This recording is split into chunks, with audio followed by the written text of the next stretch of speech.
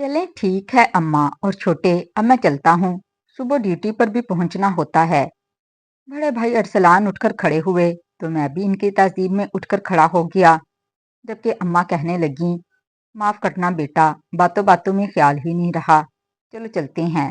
वो भी फौरन इसके साथ दरवाजे से बाहर निकली और गाड़ी में बैठने लगी।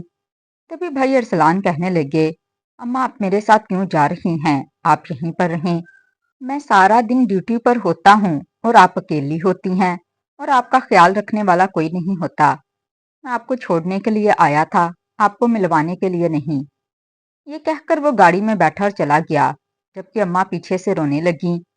इनका चेहरा बेजान सा लग रहा था।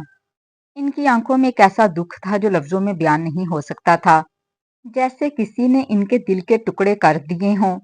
तब मैंने अम्मा को प्यार से कंधों से थामा और दोबारा घर के अंदर ले आया और कहने लगा, अम्मा रो क्यों रही हैं? मैं हूं ना, मैं आपकी खिदमत करूंगा। आपको कोई शिकायत का मौका भी नहीं दूंगा। आप प्लीज इस तरह उदास मत हों। तब अम्मा ने मेरे सर पर हाथ फेरा और दुआएं देने लगी, लेकिन इनके चेहरे से उदासी नहीं हट रही थी। अम्मा को उदास देखकर मैं खुद भी उदास हो गया। मेरा दिल भी अंदर से टूट रहा था, मगर मैं खुद को मजबूत जाहिर कर रहा था। लेकिन जानता था कि चंद दिन अम्मा का मूड ऐसा ही रहेगा और फिर वो खुद ब खुद ठीक हो जाएंगी। और हुआ भी ऐसे ही। कुछ दिन अम्मा उदास रहीं, शर्मिंदा सी रहीं, मुझसे नजरें मिलाने से कतराती रहीं, जैसे इन्हें अपने रवैये पर अफसोस हो रहा हो। लेकिन फिर आहिस्ता आहिस्ता इनका मूड बेहतर हो गया और वो खुश रहने लगी। मैं भी खुश था कि अम्मा उदासी के इस मरहले से निकल आई हैं। मगर मेरी ये खुशकिस्मती वक्ती साबित हुई। अम्मा थोड़ी सी बीमार हो गईं। इनके चेहरे की रौनक मध्यम सी होने लगी और जिस्म में कमजोरी आ गई। मैं इन्हें गांव के डॉक्टर के पास ले गया तो इसने कुछ ताकत की दवाइयां दे दी, जिन्हें खाने के बाद अम्मा की तबीयत बेहतर हो गई। मगर इनकी कमजोरी और दिल की थकन साफ महसूस होती थी, जैसे अंदर ही अंदर वो किसी बोझ तले दबी हुई हों। एक दिन मैं खेतों में काम करके वापस आया तो अम्मा ने मेरा हाथ पकड़कर मुझे अपने पास बैठा लिया और कहने लगी, अरसलान के होते हुए मैंने तो तुम्हारी तरफ देखा भी नहीं था। तुम कितने अच्छे और फर्मा बरदार बेटे हो, मेरा कितना ख्याल रखते हो। और एक वो है जो चंद दिन अपनी अम्मा को पास रखकर ही उकता गया और यहाँ छोड़ गया। मेरा सामान भी इसके घर में रह गया है, किसी दिन जाकर वो ले आना। इनकी आवाज में शिकवा भी था और दुख भी था। तब मैंने कहा, मैं क्यों जाऊंगा, मैं इन्हें कॉल कर देता हूँ, वो किसी मुलाजिम के हाथ भिजवा देंगे। और मैंने वहीं बैठे अरसलान भाई को कॉल की तो वो कहने लगा कि वो मुलाजिम के हाथ अम्मा का सामान पहले ही भिजवा चुका है, आजकल में मिल जाएगा। अम्मा का दिल मजीद दुख गया ये सुनकर। वो उदासी जो इनके चेहरे से कुछ दिन के लिए खत्म हुई थी, एक बार फिर लौट आई। इनकी आंखें नम हो गईं और मैं अम्मा की दिलजोई करने लगा। इनके हाथ अपने हाथों में लेकर इन्हें तसल्ली देता रहा। मैं इनसे कहता रहा कि अम्मा आप फिक्र ना करें, मैं हूं ना। मगर इनकी आंखों में एक अजीब सा खालीपन था जो मुझे अंदर तक हिला रहा था, जैसे वो अब किसी उम्मीद से जुड़ी नहीं रही, जैसे वो अंदर से हार चुकी हों। मैं इस दिन पहली बार वाकई डर गया था कि कहीं अम्मा मुझसे भी दूर ना हो जाएं। असल में ऐसा था कि मैं और मेरा भाई बचपन से ही एक दूसरे के बिल्कुल उलट मिजाज के थे। वो संजीदा और रिजर्व तबीयत का मालिक था, जबकि मैं इतना ही शौक मिजाज था, शरारतें करता था और अपनी जिंदगी को भरपूर तरीके से जीता था। ऐसी कोई शरारत नहीं होगी जो मैंने बचपन में ना की हो। मैं दरख्तों पर चढ़ जाता था, खेतों में भागता फिरता था, दोस्तों के साथ खेलता रहता था। जबकि मेरा भाई संजीदगी से सिर्फ अपनी पढ़ाई में मसरूफ रहता था। अम्मा भी मेरी रोज रोज की शरारतों से तंग आ चुकी थीं। वो मुझे समझाती और फिर उन्होंने मुझे मेरे हाल पर ही छोड़ दिया। मेरी दी हुई परेशानियों से तंग आकर अम्मा ने मुझ पर तवज्जो देना ही छोड़ दी थी। इनका सारा ध्यान मेरे बड़े भाई की तरफ चला गया, जो ज़हीन था और तलीमी मराहल से भी बहुत कामयाबी से गुजर रहा था। इसने अम्मा का सर फख्र से बुलंद कर दिया था, जबकि मैं तकरीबन हर क्लास में दो दो साल लगाकर ही आगे बढ़ता रहा। और फिर मैंने 5वीं के बाद ही पढ़ाई छोड़ दी। میں نے الیکٹریشین کا کام سیکھا، پھر موٹر سائیکلوں کا کام سیکھا اور پھر موبائل ریپیئرنگ کا کام سیکھنے لگا۔ میرا سارا بچپن یہی کام سیکھتے سکھاتے گزر گیا۔ کبھی کبھی میں خود بھی حیران رہ جاتا ہوں کہ کورس کی کتابوں کا تو مجھے ایک لفظ بھی یاد نہیں رہتا تھا، لیکن میں موبائل کا پیچیدہ سا پیچیدہ فنکشن سمجھ لیتا تھا۔ موٹر سائیکل ٹھیک کرنے اور بجلی کا کام کرنے میں پورے گاؤں میں میرا کوئی مقابلہ نہیں تھا۔ لوگ مجھے بلاتے تھے اور میں ان کے کام ٹھیک کر دیتا تھا۔ میں نے اپنا ایک نام بنا لیا تھا، مگر اماں کی نظر میں میری کوئی خاص اہمیت نہیں تھی، کیونکہ ان کی امیدیں میرے بڑے بھائی سے وابستہ تھیں۔ ان کے خواب اس کے ساتھ جڑے ہوئے تھے اور میں صرف ایک ضرورت بن کر رہ گیا تھا۔ ہم کوئی زیادہ امیر نہیں تھے، ہماری گزر بسر تھوڑی بہت کھیتی باڑی سے ہی ہوتی تھی، اور وہ بھی اتنی نہ تھی کہ آرام سے زندگی گزر سکے۔ اکثر دن ایسے بھی آتے تھے کہ جب حساب کتاب دیکھ کر فکر ہونے لگتی تھی کہ آگے کیسے چلے گا۔ کبھی فصل اچھی ہو جاتی تو کچھ سکون آ جاتا، اور کبھی نقصان ہو جاتا تو کئی دن پریشانی رہتی۔ مگر اماں کی ساری امیدیں ارسلان بھائی سے جڑی ہوئی تھیں۔ انہوں نے کمشنر بننے کا خواب دیکھا تھا اور مقابلے کے امتحان کی تیاری شروع کر دی۔ اس کے لیے ہم نے گھر کے زیورات تک بیچ دیے، وہ زیورات جو اماں نے ساری زندگی سنبھال کر رکھے تھے۔ انہوں نے بغیر کچھ سوچے سمجھے وہ بھی دے دیے اور اسے پیسے دے کر شہر کے ایک مہنگے ترین کالج میں داخلہ دلایا۔ وہ ہاسٹل میں رہتا تھا، اچھا کھاتا تھا، اچھا پہنتا تھا اور بڑے لوگوں میں اٹھتا بیٹھتا تھا، جبکہ ادھر اماں پر مجھ پر خرچ کرنے کا کوئی بوجھ نہیں تھا، کیونکہ میں جہاں کام سیکھتا تھا وہاں سے مجھے تھوڑے بہت پیسے مل جاتے تھے، جو میں لا کر اماں کے ہاتھ پر رکھ دیتا تھا۔ کبھی پیسے کم ہوتے تھے، کبھی زیادہ ہوتے تھے، مگر میں اپنی پوری کوشش کرتا تھا کہ اماں کو کسی چیز کی کمی نہ ہو۔ مگر اماں کی نظریں ہمیشہ بھائی کی طرف رہتیں، جہاں سے انہیں ایک روشن مستقبل نظر آتا تھا۔ وہ اکثر کہا کرتی تھیں کہ ایک دن میرا بیٹا بڑا افسر بنے گا اور ہمارے سب دکھ ختم ہو جائیں گے۔ وہ اس کے خوابوں میں جیتی تھیں اور میں حقیقت میں جیتا تھا، اور میں خاموشی سے ان کی باتیں سنتا رہتا تھا، کیونکہ مجھے معلوم تھا کہ میری محنت نظر نہیں آتی، صرف خواب نظر آتے ہیں، اور وہ خواب میرے نہیں، میرے بھائی کے تھے۔ بڑا بھائی ارسلان اپنی محنت اور اماں کی دعاؤں سے واقعی کمشنر بن گیا تھا۔ اس دن پورا گاؤں خوشی سے جھوم اٹھا تھا، لوگ ہمارے گھر مبارکباد دینے آ رہے تھے۔ اماں کی آنکھوں میں فخر صاف نظر آ رہا تھا، جیسے ان کی ساری محنت رنگ لے آئی ہو، اور وہ ہر ایک سے یہی کہتی تھیں کہ میرا بیٹا ایک دن بڑا افسر بنے گا، اور اس نے میرا سر فخر سے بلند کر دیا۔ کچھ ہی عرصے بعد ارسلان نے شہر میں ہی شادی بھی کر لی۔ اس کی زندگی اب مکمل طور پر بدل چکی تھی، اچھا گھر، اچھے لوگ اور ایک الگ دنیا۔ اماں کا دل بھی اب وہیں لگنے لگا تھا۔ میں نے بہت سمجھایا کہ اماں آپ میرے پاس رہیں، میں آپ کا زیادہ خیال رکھوں گا، مگر انہوں نے میری ایک نہ سنی اور بھائی ارسلان کے پاس چلی گئیں۔ اس دن میرا دل عجیب سا ہو گیا، جیسے گھر سے روشنی ہی چلی گئی ہو۔ میں خالی کمرے میں بیٹھا دیر تک سوچتا رہا، مگر پھر خود کو سمجھا لیا کہ اماں خوش ہیں تو یہی کافی ہے۔ لیکن میری یہ تسلی بھی زیادہ دن نہ چل سکی۔ چند ہی دن گزرے تھے کہ ایک دن ارسلان اماں کو واپس میرے پاس چھوڑ گیا۔ اس کے چہرے پر وہ اپنائیت نہیں تھی جو پہلے ہوا کرتی تھی۔ اس نے بس اتنا کہا، میں سارا دن ڈیوٹی پر ہوتا ہوں اور گھر میں کوئی نہیں ہوتا جو اماں کا خیال رکھ سکے، اس لیے بہتر ہے کہ یہ یہیں رہیں۔ یہ کہہ کر وہ چلا گیا۔ اماں کے چہرے پر اس بار خاموشی تھی، آنکھوں میں آنسو بھی تھے، مگر انہوں نے کچھ نہیں کہا۔ میں نے انہیں سہارا دیا اور گھر کے اندر لے آیا۔ اس دن میں نے دل ہی دل میں فیصلہ کر لیا تھا کہ اب اماں کو کبھی کسی چیز کی کمی محسوس نہیں ہونے دوں گا۔ وقت کے ساتھ اماں کا رویہ میرے ساتھ بدلنے لگا، وہ پہلے سے زیادہ نرم ہو گئیں، میری بیوی کے ساتھ بھی پیار سے رہتی تھیں۔ گھر میں ایک سکون سا آ گیا تھا، میرا کام بھی ٹھیک چل رہا تھا، میں دن بھر محنت کرتا اور شام کو کچھ نہ کچھ کما کر لے آتا۔ ہماری گزر بسر عزت سے ہو رہی تھی، اور میں اس بات پر مطمئن تھا کہ کم از کم میں اماں کو سکون دے پا رہا ہوں۔ مگر یہ سکون بھی زیادہ دیر قائم نہ رہ سکا۔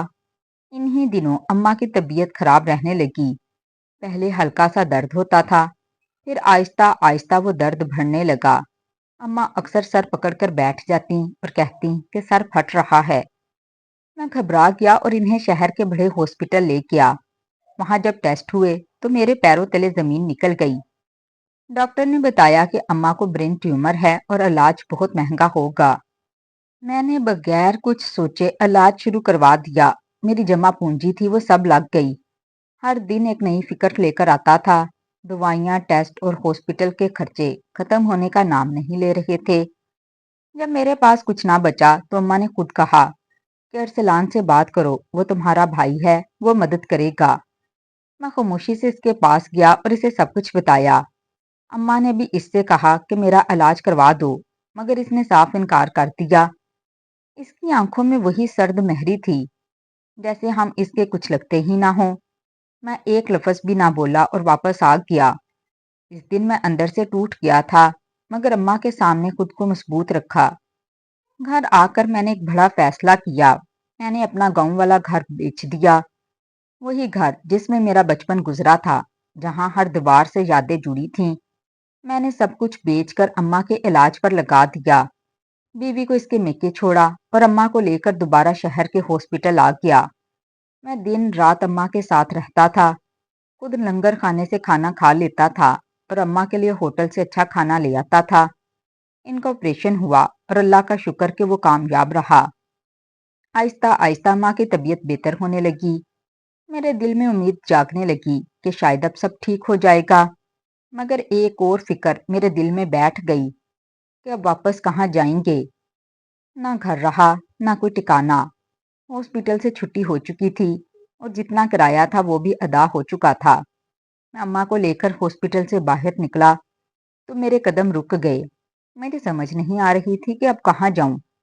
میں سڑک کے کنارے ایک درخت کی ٹھنڈی چھاؤں میں کھڑا ہو گیا۔ اماں تھکی ہوئی تھیں اور میں انہیں سہارا دیے کھڑا تھا۔ دماغ میں ہزاروں خیال گردش کر رہے تھے۔ زندگی جیسے ایک موڑ پر آ کر رک گئی تھی۔ پاس ہی کچرے کا ایک ڈھیر پڑا تھا۔ میں یوں ہی خالی نظروں سے ادھر دیکھ رہا تھا کہ اچانک میری نظر وہاں پڑی۔ کچرے کے ڈھیر میں کچھ چمک رہا تھا۔ میری آنکھیں اچانک کھلی کی کھلی رہ گئیں، جیسے میں نے کوئی ایسا منظر دیکھ لیا ہو جس کا میں نے کبھی تصور بھی نہیں کیا تھا۔ میں چند لمحوں کے لیے وہیں ساکت کھڑا رہ گیا۔ میرے ہاتھ اماں کے کندھوں پر تھے اور میری نظریں اسی چمکتی ہوئی چیز پر جمی ہوئی تھیں۔ دل کی دھڑکن تیز ہو گئی اور سانس جیسے رک سی گئی تھی۔ وہ منظر میری آنکھوں کے سامنے ٹھہر سا گیا تھا اور میں سمجھ نہیں پا رہا تھا کہ یہ حقیقت ہے یا کوئی خواب۔ میری نظر کچرے کے ڈھیر کے پاس پڑے ایک مڑے توڑے اخبار کے ٹکڑے پر گئی۔ ہوا کے ہلکے جھونکے سے وہ بار بار پلٹ رہا تھا، جیسے مجھے اپنی طرف بلا رہا ہو۔ میں نے جھک کر اسے اٹھایا اور ہاتھ سے سیدھا کیا۔ اس پر ایک اشتہار چھپا ہوا تھا جس میں لکھا تھا کہ ایک بڑی موبائل کمپنی کو ہنر مند لڑکوں کی ضرورت ہے جو موبائل ریپیئرنگ جانتے ہوں۔ ساتھ یہ بھی لکھا تھا کہ 3 ماہ کی خصوصی ٹریننگ دی جائے گی اور کامیاب ہونے والوں کو بیرون ملک بھیجا جائے گا، جہاں انہیں اچھی تنخواہ اور رہائش دی جائے گی۔ میرا دل ایک دم تیزی سے دھڑکنے لگا۔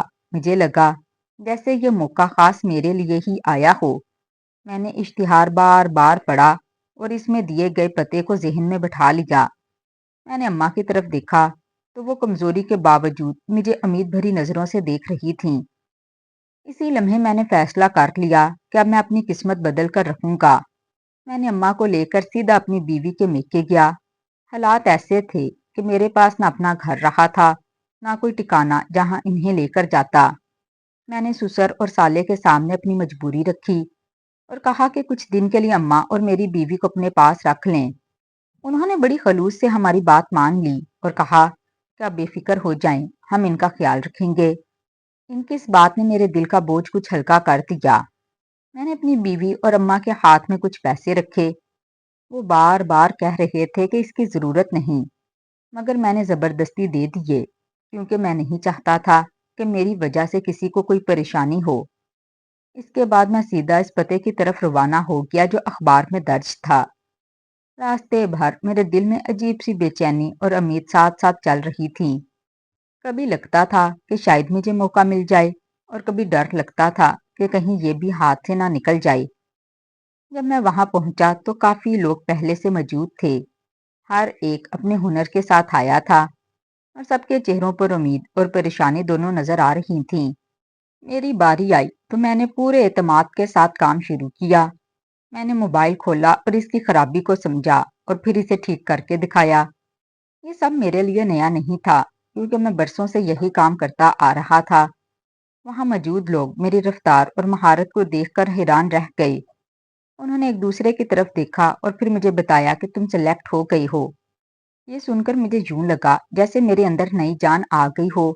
میں نے اللہ کا شکر ادا کیا اور دل ہی دل میں اماں کی دعاؤں کو یاد کیا۔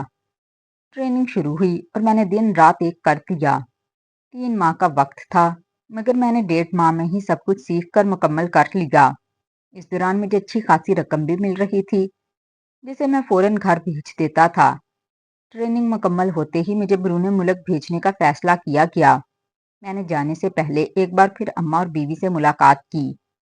میں نے انہیں کافی رقم دی تاکہ انہیں کسی چیز کی کمی نہ ہو۔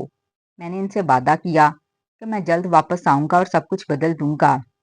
پھر میں بیرون ملک چلا گیا جہاں ایک نئی زندگی میرا انتظار کر رہی تھی۔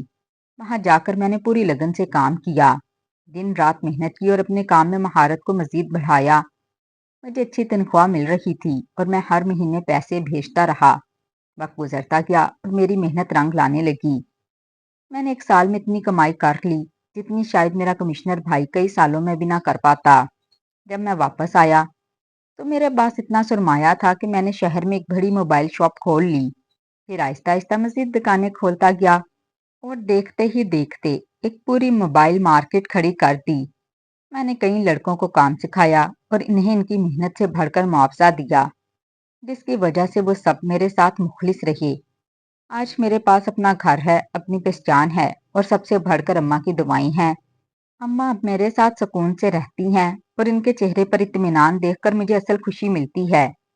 میں اکثر سوچتا ہوں کہ اگر اس دوران وہ اخبار کا ٹکڑا مجھے نہ ملتا تو شاید میری زندگی وہیں رک جاتی، مگر اللہ نے میرے لیے راستہ بنا دیا۔ آج میں ایک اسسٹنٹ کمشنر کی تنخواہ سے بھی 10 گنا زیادہ کما لیتا ہوں، مگر مجھے فخر اپنی دولت پر نہیں بلکہ اس بات پر ہے کہ میں نے اپنی اماں کا ساتھ نہیں چھوڑا۔ آخر کار اماں کی دعاؤں نے مجھے وہ مقام دے دیا جس کا میں نے کبھی تصور بھی نہیں کیا تھا۔ میں اپنی نئی زندگی میں مصروف تھا۔ ایک دن اچانک خبر ملی کہ ارسلان بھائی کی زندگی میں سب کچھ بدل گیا ہے۔ اس کا کمشنر کا عہدہ بھی اب پہلے جیسا نہیں رہا۔ کرپشن کے کیس میں اس کی ساکھ خراب ہو گئی تھی اور وہ اپنے ہی محکمے میں تنہا ہوتا جا رہا تھا۔ اس کی زندگی میں وہ سکون نہیں رہا تھا جو کبھی سے حاصل تھا۔ گھر میں بھی دوریاں بڑھ گئی تھیں اور رشتے کمزور پڑ چکے تھے۔ کچھ سال بعد ایک دن وہ میرے گھر آیا۔ اس کے چہرے پر تھکن تھی اور آنکھوں میں ایک عجیب سی شکست۔ وہ دروازے پر کھڑا تھا جیسے اندر آنے کی ہمت نہیں ہو رہی ہو۔ اماں بھی وہیں تھیں۔ اس نے پہلی بار اماں کے قدموں میں بیٹھ کر معافی مانگی۔ اس کی آواز کانپ رہی تھی۔ وہ کہہ رہا تھا، میں نے آپ کی قدر نہیں کی، میں نے آپ کی دعاؤں کو سمجھا نہیں۔ آج میرے پاس سب کچھ تھا مگر اصل سکون نہیں تھا۔ میرے ہاں اولاد بھی نہیں ہے، زندگی خالی ہو گئی ہے۔ اس کی باتیں سن کر کمرے میں خاموشی چھا گئی۔ اماں کی آنکھوں میں آنسو تھے مگر ان کا دل نرم بھی تھا۔ انہوں نے اسے معاف تو کر دیا مگر ان کی خاموشی میں ایک ایسا درد تھا جو الفاظ سے باہر تھا، اور میں صرف یہ سوچ رہا تھا کہ بعض اوقات وقت انسان کو سب کچھ دیکھ کر بھی سب کچھ چھین لیتا ہے۔ تو ناظرین، کیسی لگی آج کی کہانی کمنٹ باکس میں لازمی بتائیے گا۔ کہانی پسند آئی ہو تو ویڈیو کو لائک اور چینل کو سبسکرائب کر دیں۔ شکریہ۔